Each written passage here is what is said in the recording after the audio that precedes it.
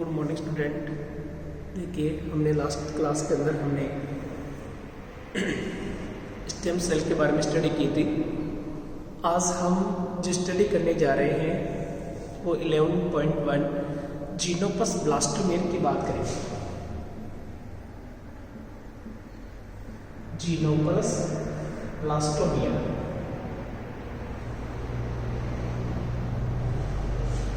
ब्लास्टोमेर्स क्या होते हैं, पहले हम बात करते हैं कि ब्लास्टोमेर्स क्या होते हैं। देखो, 2n जाइगोट का फॉर्मेशन होता है फर्टिलाइजेशन के द्वारा, और फर्टिलाइजेशन के द्वारा 2n जाइगोट का फॉर्मेशन होता है। तो सबसे पहले डेवलपमेंटल स्टेज, फर्स्ट डेवलपमेंटल जो स्टेज होती है वो होती है क्लीवेज। क्या होती है? क्लीवेज। अगर क्लीवेज की बात करें हम, तो क्लीवेज के अंदर इस एक कोशिका से एक मल्टी सेलुलर गेंदनुमा संरचना का निर्माण होता है, खोखली या ठोस गेंदनुमा संरचना। और इस प्रकार से इस अंडे के अंदर ऐसे 2n जाइगोट में ऐसे विभाजन होता है और कोशिकाओं का निर्माण होता है। यानी दिन प्रतिदिन इसके अंदर कोशिकाओं की संख्या बढ़ती जाती है, लेकिन कोशिकाओं का आकार घटता जाता है। इसे बोलते हैं हम ब्लास्टोमिया। इन खंडों को क्या बोलते हैं हम? ब्लास्टोमियर कोरक खंड। अब जीनोपस क्या है?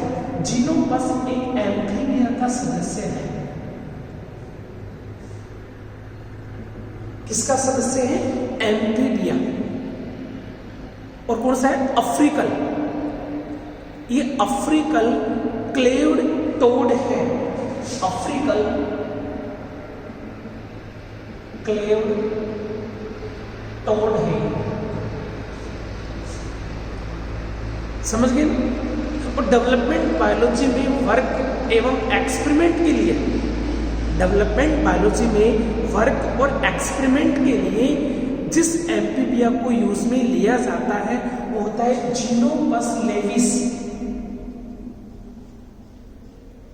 क्योंकि इसका कल्चर करना बहुत इजी होता है, इसको पकड़ना इजी होता है और इस पर एक्सपेरिमेंट आसानी से किया जा सकता है। इसे नॉर्मली अगर देखें तो अपना जो टेप वाटर आता है, पानी जो टूटी का जो पानी होता है उसे टेप वाटर कहते हैं, उसके अंदर भी डेवलप किया जा सकता है।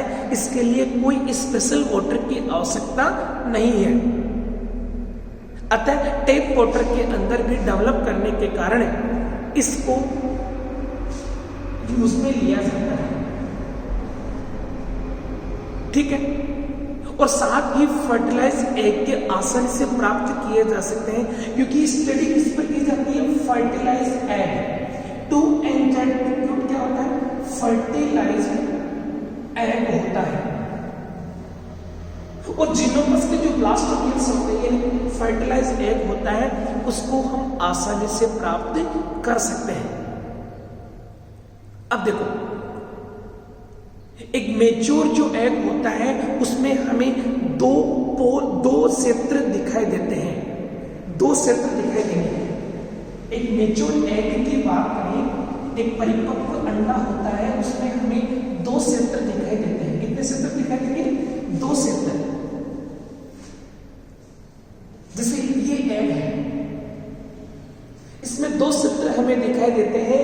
एक तो ये होता है क्षेत्र और एक होता है ये क्षेत्र, इतना का क्षेत्र, और एक ये ऊपर वाला क्षेत्र। ठीक है। यानी फर्टिलाइज एग के अंदर जैसे 2n जाइगोट बना, 2n जाइगोट के बनते ही 15 मिनट में ही, 15 मिनट में ही, फर्टिलाइज एग के 15 मिनट के अंदर ही एग में ग्रेविटी यानी गुरुत्व आकर्षण बल, ग्रेविटी की इन्फ्लुएंस से रोटेट करते हुए, यानी ग्रेविटी में अगर ये रोटेट करता है अंडा क्या करेगा? घूमेगा, रोटेट करेगा। तो भारी चीज होती है वो नीचे आ जाती है, हल्की चीज ऊपर की तरफ चली जाती है। तो इस भारी, अगर ये अंडा रोटेट होगा 15 मिनट के अंदर ही, तो इसमें जो भी भारी होगा वो क्या हो जाएगा, नीचे। अतः योग वाला क्षेत्र नीचे की तरफ स्थापित हो जाता है। ये क्षेत्र इसे, इसमें योग होता है, इसे हम बोलते हैं वेजिटल पॉल या रीजन, वेजिटल क्षेत्र। क्या बोलते हैं इसको, वेजिटल क्षेत्र, यानी हेवियर योग वेजिटल रीजन डाउनवर्ड, हेवियर यानी भारी, वेजिटल रीजन, वेजिटल रीजन, योग वेजिटल रीजन डाउनवर्ड नीचे की तरफ बैठ जाता है। ठीक है। फर्टिलाइजेशन के अब ऊपर वाला क्षेत्र क्या होगा, हल्का होगा, इसे क्या बोलते हैं, एनिमल पॉल। क्या बोलते हैं इसको, एनिमल पॉल। फर्टिलाइजेशन के 1 घंटे बाद में एग कोर्टेक्स, एग के कोर्टेक्स भाग में रोटेशन होता है और कोर्टिकल रोटेशन एम्ब्रियो की फ्यूचर डोर्सल साइड डिटरमाइन करता है। क्या करता है, डोर्सल साइड को डिटरमाइन करता है। एग का जो कोर्टेक्स सेंटर होता है उसमें रोटेशन होता है और उसकी डोर्सल साइड को वो डिटरमाइन करता है। ठीक है। तथा ये स्पर्म एंट्री की अपोजिट साइड होती है। कौन सी होती है, स्पर्म जिधर से एंटर करता है, मान लीजिए इधर से कर रहा है, तो ये इसके अपोजिट साइड होगी जिसे हम डोर्सल साइड कहते हैं। क्या बोलते हैं, डोर्सल साइड। फर्टिलाइजेशन के 90 मिनट बाद, कितने मिनट बाद में, 90 मिनट, स्पेशल ध्यान रखना है अपने को, कितने मिनट बाद में, 90 मिनट के बाद में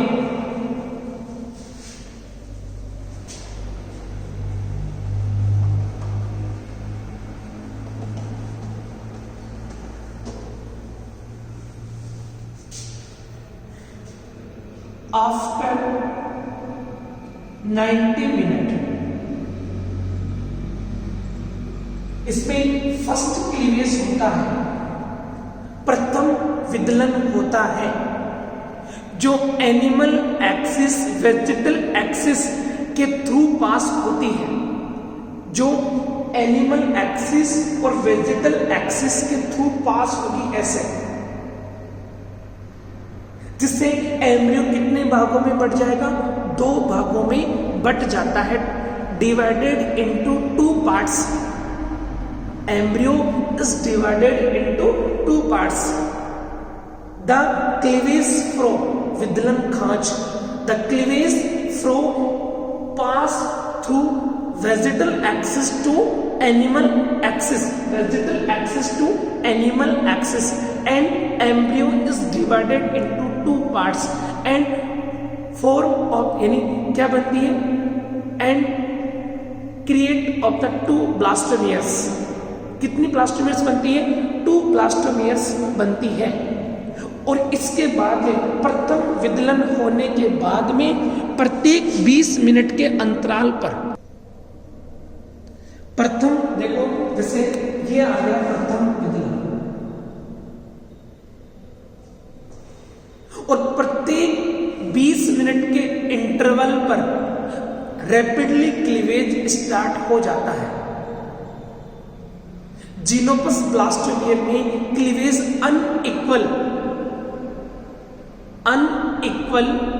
या radial symmetrically unequal holoblastic cleavage होता है। कौन सा होता है, होलोब्लास्टिक अनइक्वल क्लीवेज होता है, होलोब्लास्टिक अनइक्वल क्लीवेज। असमान पूर्ण भंजी विदलन कहते हैं इसको, क्योंकि एम्फीबिया एग्स मैक्रोलेसिकल होते हैं। क्या होते हैं, एम्फीबियंस एग्स होते हैं वो मैक्रोलेसिथल होते हैं और इनमें योग किस साइड में इकट्ठा रहता है, वेजिटल हेमिस्फीयर की तरफ कंसंट्रेट रहता है, इस वेजिटल पोल की तरफ इकट्ठा रहता है और जिधर योग रहता है वहां पर क्लीवेज फ्लो नहीं जाती। अतः फर्स्ट क्लीवेज एनिमल पोल से स्टार्ट होता है और धीरे धीरे इस एनिमल पोल से स्टार्ट होगा और धीरे धीरे इस वेजिटल पोल की तरफ एंटर करता है। फर्स्ट क्लीवेज में ग्रे क्रेसेंट बाइसेक्ट हो जाती है। ग्रे क्रेसेंट क्या होता है, ये शब्द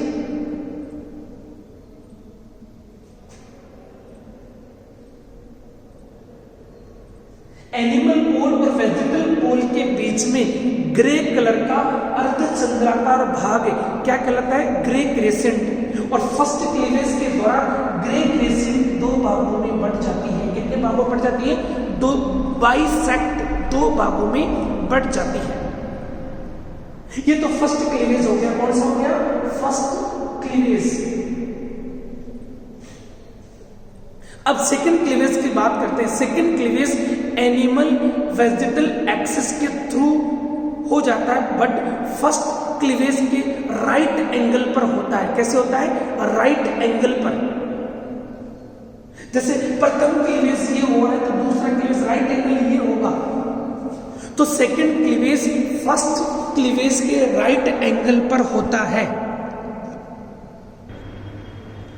अब देखिए, अगर मान लीजिए मैं इसको फर्स्ट क्लीवेज को ऐसे बनाता हूं, फर्स्ट क्लीवेज को कैसे बनाए अपन, ऐसे बनाते हैं इसमें। देखो इसमें अपने पास 3D डायग्राम नहीं है। कौन सा डायग्राम नहीं है, 3D डायग्राम नहीं है, इसलिए हमारे पास में हम इसको ऐसे बनाएंगे। ठीक है ना, ये हो गया। अब सेकंड क्लीवेज ये है, इसका एंगल ये है, ये सेकंड क्लीवेज है।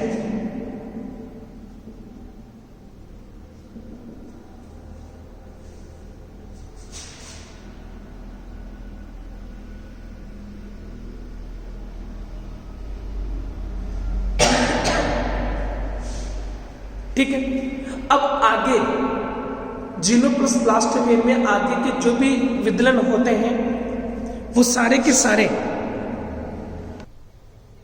आगे के जो विदलन होंगे, जैसे हम थर्ड क्लीवेज की बात करें तो थर्ड क्लीवेज की प्रोसेस इक्वेटोरियल होती है। कैसी होती है, इक्वेटोरियल, जिसमें 4 एनिमल सेल्स बनती है, 4 एनिमल सेल और 4 लार्ज वेजिटल सेल्स का फॉर्मेशन होता है। 4 एनिमल सेल्स का फॉर्मेशन होता है, 4 वेजिटल सेल्स का फॉर्मेशन होता है, और ये सभी सेल क्लीवेज के द्वारा बनती है, जिसे हम ब्लास्टोमियर कहते हैं। इन सबको क्या बोलते हैं, ब्लास्टोमियर्स कहते हैं। थर्ड क्लीवेज जो होगा वो देखिए कैसा हो, देखो थर्ड क्लीवेज ये है, इसमें